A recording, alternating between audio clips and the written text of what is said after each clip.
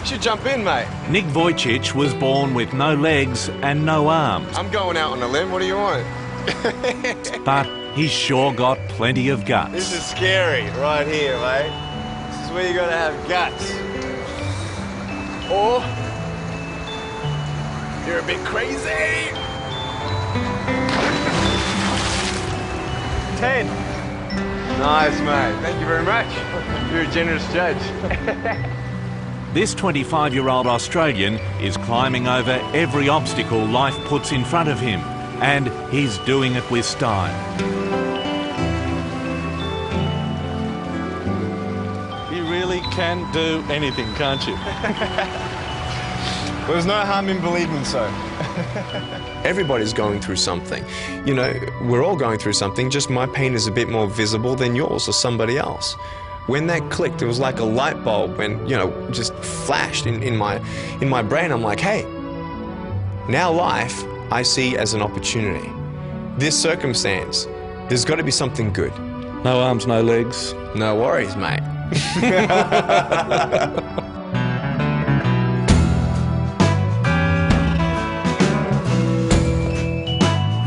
So do you see yourself as a disabled person? I know I have no arms, no legs, but the definition of disability is something stopping you from being able to do something. In my life, there's hardly anything I've found that I can't do. Even golf. Even golf. I think we're getting a bit out of control here. Should I take over? No.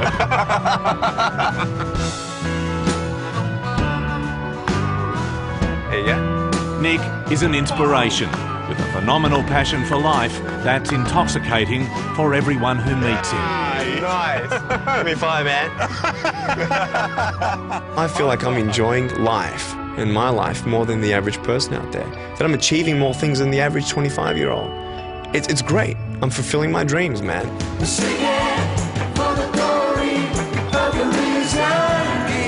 Those dreams brought Nick to America 18 months ago.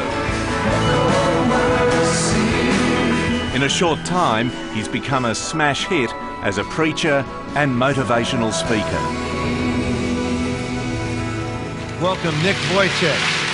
The secret to his success here is his Aussie accent and the ability to laugh at his lot in life. Yeah, when you see me from the outside of a vehicle, you have no idea that I have no limbs. And we're at the traffic lights and this car comes up next to us and this girl is looking at me. So I look at her, she looks at me and I'm like, cool, let's have some fun here.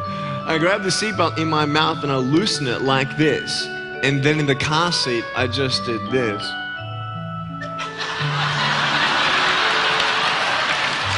And she was like, it was awesome. Humour underpins everything for you. Humour in your message. You know, if I start feeling sorry for myself, then I know that you know, if I've got a sad face, oh, poor guy, you know. But if they see a guy, you know, who's able to joke about himself, you know, it's good to laugh once in a while, mate. It's a good relief. It's really, I mean, to be able to laugh at life, that's what I've found that I can now accomplish. There were many times I couldn't do that. Nick was born in Melbourne in 1982, the long-awaited first child of Boris and Dushka Vujicic. When I was born, the doctors held me low enough so she couldn't see me as soon as I was born, and she heard me cry. But obviously she saw a worried look on the doctor's face. He went pale. My dad looked over, and you know, his face colour changed as well. And my mum's like, "What? What's going on? What happened?" It's a question that's never been answered. Nick's birth confounded the doctors then and still does. So this was never detected on ultrasounds? Correct. Your mum, medication while she was pregnant with you? No medication. Wasn't thalidomide. That was a decade before I was born. And so she knew all about that. She didn't even take Panadol or any painkillers while she had a headache, and not a touch of anything else that might harm her pregnancy. It took a while for your parents to accept their baby boy like you are. Yes. I mean, I couldn't imagine the shock, the grief, the natural feelings of guilt, anger, confusion. It sounds like a period of mourning almost for them. Oh, it was. When you were born. For about 4 months. It was hard, you know, when I was born, my mum didn't even get flowers from anybody. You know, you get a firstborn son, no one sent any flowers. Yeah.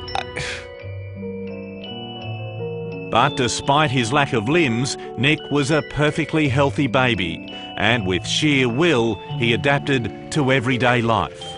It's that same perseverance and imagination that drives him today. That foot of yours is amazing. Isn't it? I mean, without it, I'm so thankful for this little thing. You know, one day I broke it. Really? I sprained it. I didn't break it, but I was playing soccer one day. I sprained my foot. I couldn't walk in it for 3 weeks. Talk about feeling disabled. And I suppose having that foot also at least gives you something I take for granted, is a sense of touch and feel. This is true. It's true. Because I think because I have less body surface, my skin is more sensitive than other people's. And yeah, it definitely gives me that sense of touch as well, for sure. It's quite funny, having half the blood volume in my body, everything hits me twice as hard as well. So if it's sugar, caffeine or alcohol, it hits me twice as hard. So. Whiling away some time on the water gives Nick a sense of control and independence. You good? Very good. Very impressive. Look at that! That is perfect! Well done. That's all right, eh? Yep. Be able to drive a Manly ferry soon. It's something he's always craved. As a teenager, he was determined to do things his way to lighten the burden on his parents. These days, his life is so busy, he's had to employ a full-time carer to speed up the process. Yeah, that's good. Thank you very much. But he doesn't need anyone to help him with his emails. Do you pray for arms and legs? Every now and then I do. I do pray for arms and legs. You know, I do have faith that God can, right now, in front of us, just, come down with his light or whatever, and bang, I have arms and legs. But the joy of having no limbs and being able to be used in such a unique way and powerful way for people, like, you can't give me any amount of money to even consider taking a magical pill to have arms and legs right now. I'm here tonight to tell you this, that no matter who you are, no matter what you are going through, that God knows it, He's with you, and He's going to pull you through. Nick's disability has become his drawcard. On the spiritual circuit, his ministry, Life Without Limbs, is now one of the biggest shows in town. So far, he's visited 14 countries and spoken to 2 million people. 6 years ago, you were speaking to 300 Year 10 students at a school in Brisbane. That's right. What's the biggest crowd you've spoken to today? Now 110,000 people. Yeah, that was in India. It was incredible. Talk about nervous. My palms were sweaty. It was just... Your palms were sweaty. No, but it was amazing. And how many people did you hug that night of the 110,000? We did it, because I know they would probably take me home and I couldn't say anything about it. But you love hugging, don't you? I love hugs, yeah. And you can't shake hands. No, I think it's a waste of time.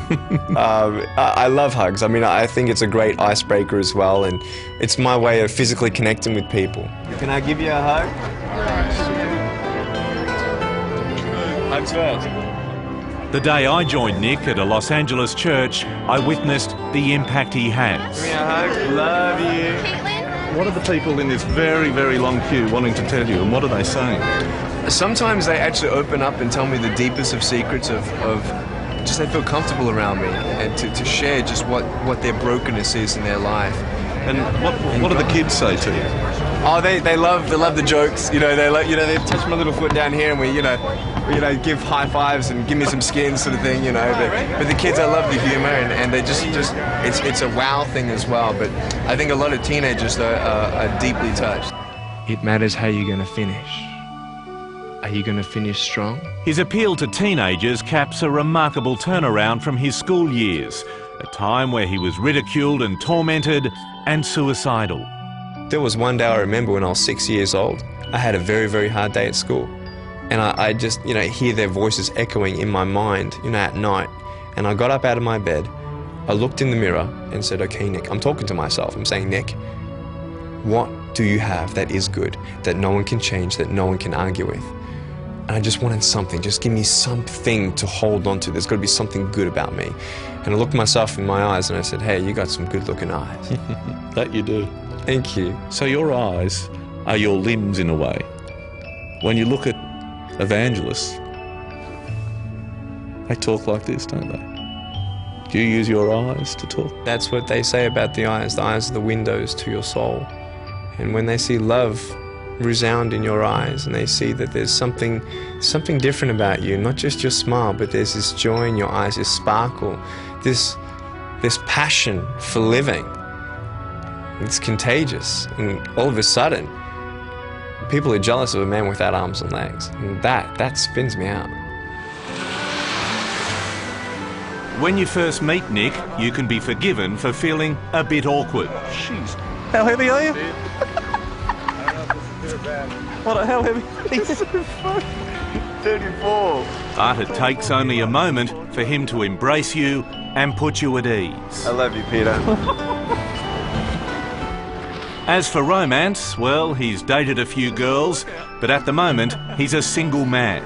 He hopes the future will bring marriage and more. I'll put him on the drive. Oh, thanks, mate. Kids one day? Absolutely. Yeah, medically, I can have kids. Well, I'm not going to be pregnant, but yeah. But yeah, I see kids definitely in my life. Yeah, I can't wait to be a father.